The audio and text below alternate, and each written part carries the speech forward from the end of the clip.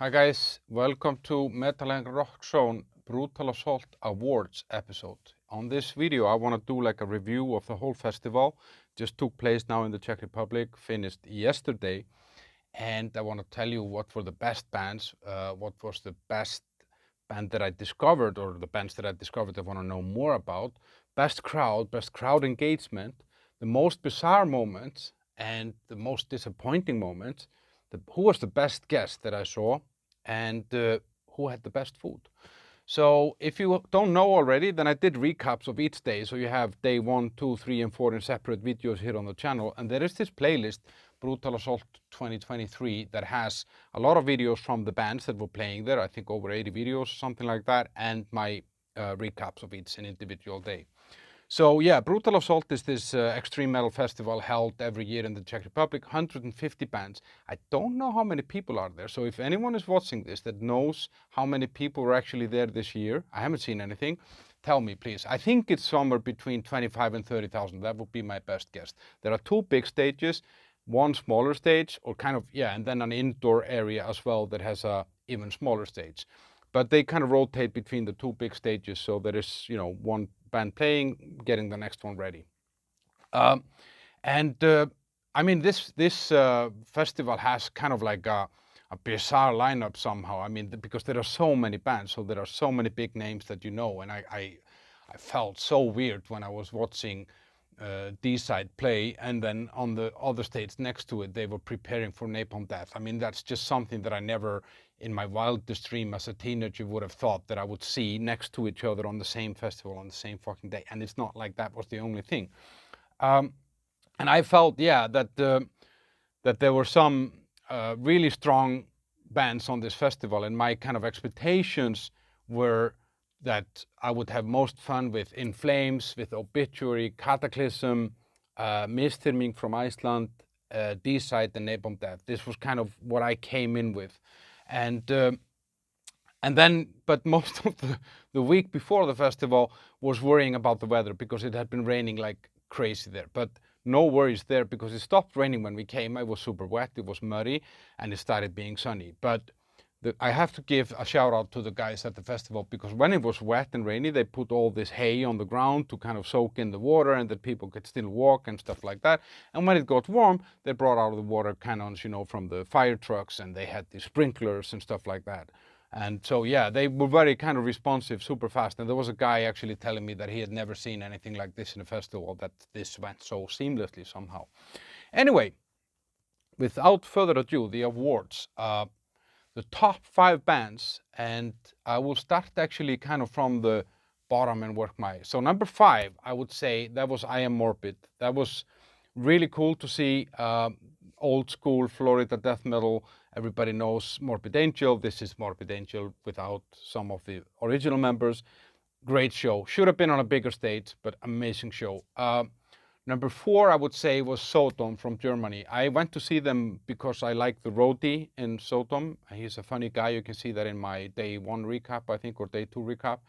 Super funny guy, but they turned out to be great. Super tight, super cool atmosphere, and yeah, not a band that I would have expected to end up on this list. Number 3, what did I, 5, 4, 3, yeah, number 3, that's Obituary. They were really, really good. I saw them last year. They were so much better now. And just to see this band, the new stuff that they played is great stuff. And the old stuff is, of course, classics. Band was good. The drummer was amazing. And yeah, they had it. The sound was right and everything. Number 2, kind of, I would say, number 1 and 2 are kind of tied because, well, no, I'll put Sepultura is number 2. They were great. I also saw them last year and in a tiny club. But now it was, a huge crowd, and the atmosphere was amazing. Everyone was jumping, and they mixed in songs from the new album that they're touring now into the older stuff in a very good way. So you never felt this 2-3 songs in a row that is boring or something. It was perfect, and the band was on fire. The singer was really good with the crowd. It was great. Sepultura number 2, and the best band on Brutal Assault 2023, drumroll, was Cataclysm. That was just fucking amazing, and I don't know. I mean, this band, of course, has been around for a really long time, so they're not like beginners in this. And I have a feeling, and we were talking about it, me and my friend there, they write songs that are going to be good live. They're not trying to sell you albums. They're trying to sell you their live performance, and they do. And I've never seen anything like this with the crowd here in the Czech Republic. I've never seen people going so crazy like they went on Cataclysm. And they actually will show up in another category in the bizarre moments. So yeah, I Am Morbid, Sodom, Obituary, Sepultura, and Cataclysm. Those were the best ones. Surprises or bands that I kind of didn't expect to enjoy this much. Actually, and I won't do this in any particular order. The first band that I saw there was Angelus Apatrida from Spain, thrash metal band, old school band. Kind of saw them by luck because a guy told us you have to go and see this band, and we were there anyway. So we said, okay, we'll check out this band. Great band, and I will check them out more, and I will go and see them again live. They had fun with the crowd. They were good old school thrash metal. Shout out to them. Then Burknagar, kind of like a Viking black metal, something folkish. I knew about this band, but I didn't really know them. But I really liked it because their songs were kind of like, you never knew where it's going, you know, like it could turn into almost whatever. So Burknagar also. Cult of Fire, Czech atmospheric black metal band.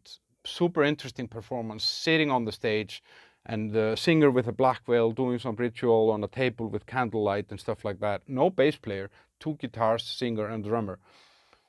That's definitely a band that I will see again. I didn't see their whole show because I knew that I was hoping that I could see them again since I live in the country.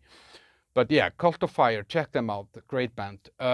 Seal and Arthur, I know a lot of people are kind of peeing themselves over Seal and Arthur. I am not one of those people, but there is something there. I think, yeah, that was a surprise both to see them there and also just how their music is. It's a very interesting mix of kind of funk, bluesy, black metal. Just these three things in a sentence don't make sense, but it actually does when Seal and Arthur does it.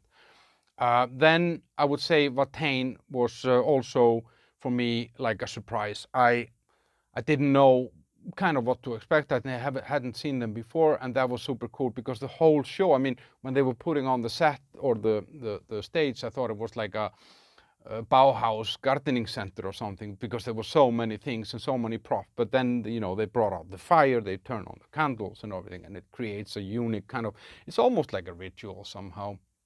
And then I said 5 surprises, so I think I forgot the 5th one, but what was my 5th surprise? I don't know. Well, SDI from Germany, they were a surprise, but not because they were a surprising band, but they surprised the festival by stepping in for Overkill, which I would have loved to see. So SDI gets the 5th spot of surprises. Old school German thrash metal since '85. They haven't really changed since '85, and they're probably not going to change for the next 20 years.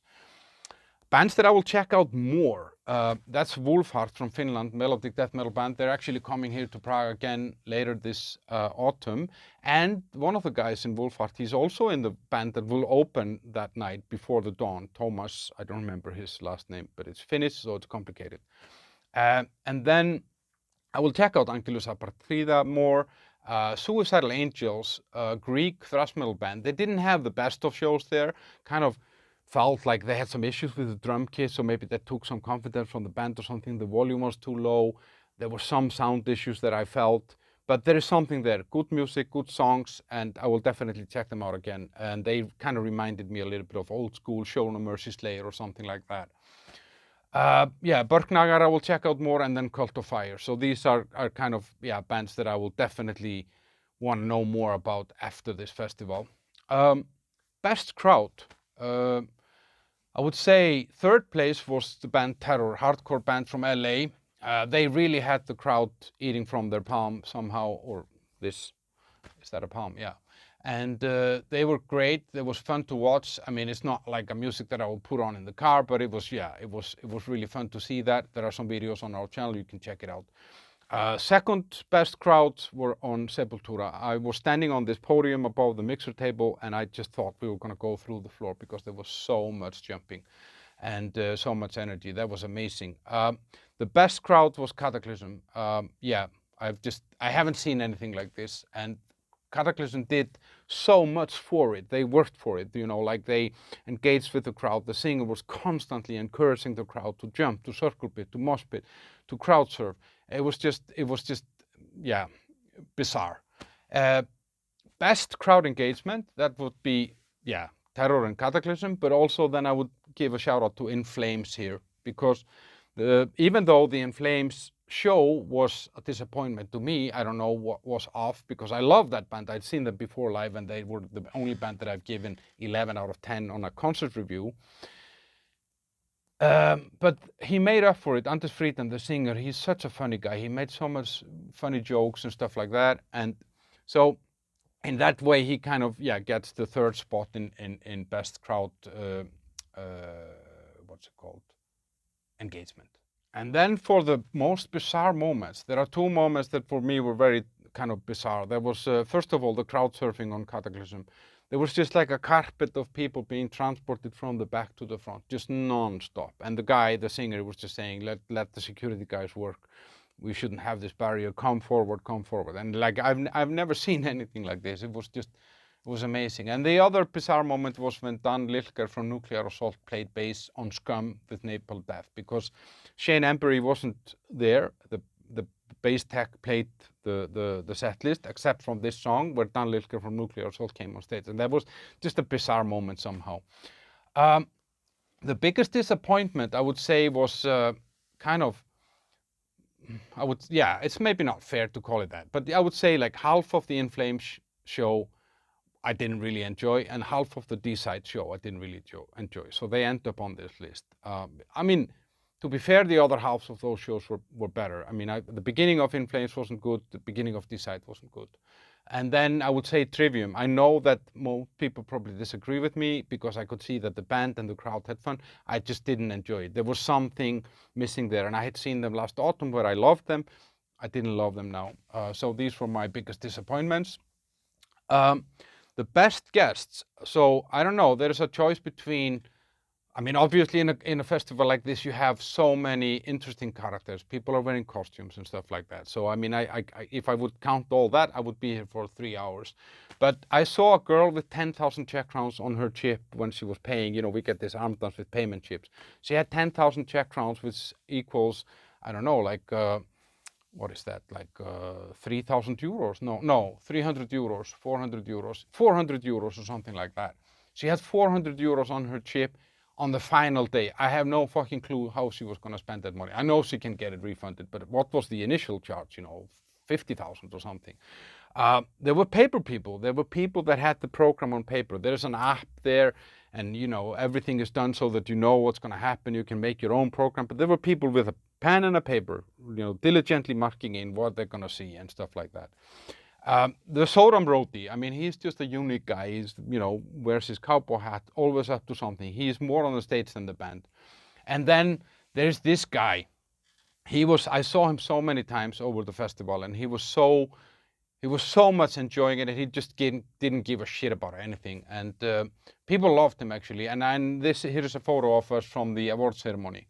So I'm going to select him as the guy of the festival. The best food, there was a smash burger. That was the best food. I had a lot of different things. I had gyros, I had smoked pork, I had 2 types of burger, I had a pizza, a lot of coffee, and almost no beer. I had 2 non-alcohol beers because I was there to monitor the festival, not to get wasted. And I'm too old for that. But overall, yeah, there is great options for all this stuff there. So these were my choices. I'm curious to hear yours. What was the best bands? What was the best experience? What was the best food? And who was the coolest character? About this festival in general, what I find amazing, it's 150 bands over 4 days. How can they make sure that almost every band starts on time? There was, I think, one band, Benediction, that started 10 minutes late. Everything else starts on time, plus minus 1 or 2 minutes. And the logistics of getting all this done is just amazing. The staff is super friendly. Everyone is happy to have you there. Everybody is helpful. The stores and everything, there is, you can buy vinyls, cassettes, CDs, T-shirts. There was even a sewing help there. There was someone selling boots and raincoats and earplugs. There was a pharmacy. I mean, there's just everything, and you never have to wait. There is, I don't think I waited for food or coffee or sparkling water or anything more than 5 minutes at any given time during the festival. And that's really well, logistically they kind of organize it in a way that you don't have these bottlenecks anywhere. So that's really cool. Toilets were nice. You can pay for a nicer one if you want to get into a toilet that's cleaned like every hour or something like that. There are showers and stuff like that. So this stuff is really cool, and the crew behind this. I mean, obviously this is the 26th time that the festival is held, so they're getting routine with this. But I'm impressed, very impressed. What I felt was missing, um, there could have been more of these water tanks where you can kind of get just tap water or drinking water into your glass, because obviously when it got warm, it got really warm, like 28, 9 degrees. People were queuing up for this. And that was actually the longest queue at the festival. I mean, obviously something that is free always draws more people than something that you pay for. But I think they could have had a little bit more of this somehow. The choices on non-alcohol beer were really poor. I mean, considering how many of those this country has. There is this IPA that they seem to have at every festival, which I simply don't like. But of course, this is a very much me-focused issue. So they could have done better with it. They had maybe, I don't know, like Birel or something like that. What I could have done differently, I think what I discovered on this festival, but I discovered kind of late, is that there is this whole indoor zone. There is like a discotheque or a club or whatever you want to call it, that, where there are couches and stuff. There is this cinema that shows horror movies kind of nonstop. I think what I would have liked to do is to go in earlier, because I usually went in like around 1 or 2 o'clock. I would have gone like 10:30 in the morning, because to discover the new bands, because the new bands of today would be the big bands of the future. And then rather have taken a break during the day to go indoors, sit in the cinema, or, hit the couch a little bit or something like that. Because we were staying a hotel like 20 minutes away, and then, we had to park the car and walk to the festival. So going back to kind of rest would have been, totally nonsense. So yeah, next year I'm gonna take more advantage of the indoor zone. I will definitely go again. Will you? This is a unique festival. I have been to this place like 5, 6 times, but this was only my second time being the whole festival. And this is just an amazing experience, super friendly. Everyone is nice. There is no fights, no problems, nothing like that. So tell me your experience, what you saw, what you disliked, what you liked, and if you're gonna go again. And yeah, on the channel we have, as I said, the playlist Brutal Assault 2023. Subscribe to the channel if you like concert reviews, album reviews, and videos from live concerts, and occasional interviews and stuff like that. We also have Instagram, Twitter, TikTok, and Facebook. That's at Metal and Rock Zone, where we share different content and some, trivias or like did you know videos and album anniversary posts and stuff like that. So guys, hope you enjoyed this. See you around. Take care. Bye bye.